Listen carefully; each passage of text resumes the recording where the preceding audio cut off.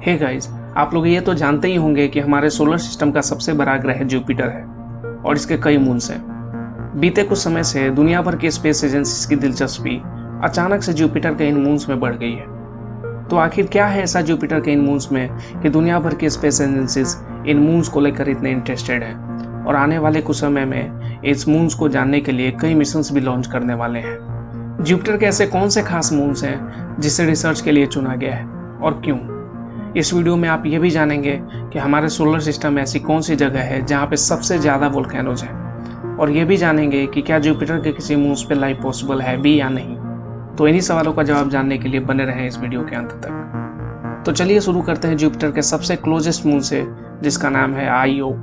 इसका diameter 1821 kilometre है, जो कि साइज में हमारे मून से थोड़ा ही बड़ा है। ये हमारे सोलर सिस्टम का सबसे जियोलॉजिकली एक्टिव बॉडी है, जिसपे 400 से भी ज़्यादा एक्टिव वोल्केनोज हैं। जुपिटर की इमेंस ग्रेविटी आईओ के सरफेस के नीचे करीब 100 मीटर ऊंचे टाइड्स बनाती है, जिसके कारण जनरेट हुई गर्मी वोल्केनोज के रूप में बाहर आती है। इन वोल्केनोज के इरप्शंस कई बार 300 मीटर से भी ऊंचे हो जाते हैं। कॉन्टिन्यूअस वोल्केनिक इरप्शंस इस मून्स को इंसानों के लिए इनहैबिटेबल बनाते हैं।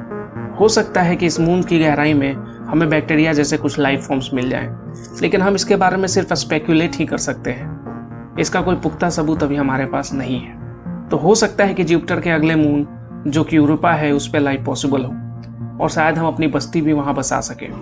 यूरोपा का डायमीटर 3000 किलोमीटर है, जो कि हमारे अर्थ के साइज का लगभग 1/4 है। यूरोपा की खास बात यह है कि इसके सरफेस के करीब 10 से 15 किलोमीटर अंदर एक विशालकाय ओशन मौजूद है। जुपिटर के ग्रेविटी के कारण जनरेट हुए टाइडल इफेक्ट से जो गर्मी रिलीज होती है, उसने इसके सरफेस के अंदर के बर्फ को पिघलाकर इस ओशन का निर्माण किया है। यूरोपा के इस ओशन में हमारे अर्थ पे मौजूद सारे ओशंस के पानी से भी दुगना पानी मौजूद है। वाटर की मौजूदगी के कारण कई साइंटिस्ट मानते हैं कि यूरोपा के सरफेस के नीचे ओशंस में हमें कई तरह के लाइफ फॉर्म्स मिल सकते हैं। तो क्या हम फ्यूचर में यूरोपा पे कॉलोनी बसा सकते हैं?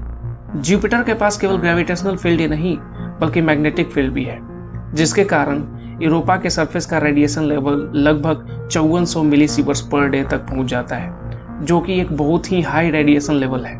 इसलिए यूरोपा के सरफेस पे लाइफ लगभग इम्पॉसिबल है। अगर आप यूरोपा के सरफेस के नीचे रहना भी चाहते हैं, तो उसके लिए आपको सबसे पहले 15 से 20 किलोमीटर खुदाई करनी पड़ेगी, और इतने रेडिएशन लेवल में ये कर पाना लगभग नामुमकिन है, क्योंकि इंसान तो ये काम करने की सोच भी नहीं सकता और मशीन्स भी इतनी ज़्यादा रेडिएशन लेवल को ज़्यादा देर तक नहीं झेल पाएंगे। तो चलिए जानते हैं जुपिटर के अगले मून के बारे में, जो कि है गैनीमेड। इसका डायमीटर 5268 किलोमीटर है, जो कि हमारे मून के साइज का डबल से भी ज़्यादा है।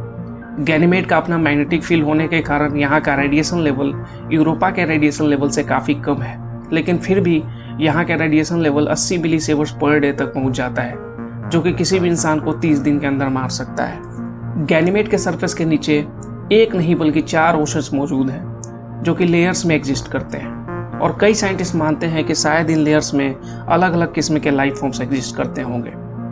ये भी महज एक स्पेकुलेशन ही है, क्योंकि जब तक हम एक स्पेस प्रोब इन मून्स के सरफेस पे नहीं भेज देते, तब तक हम महज कयास ही लगा सकते हैं। तो क्या जुपिटर का अगला मून, जो कि है कैलिस्टो, हमारे रहने लायक है?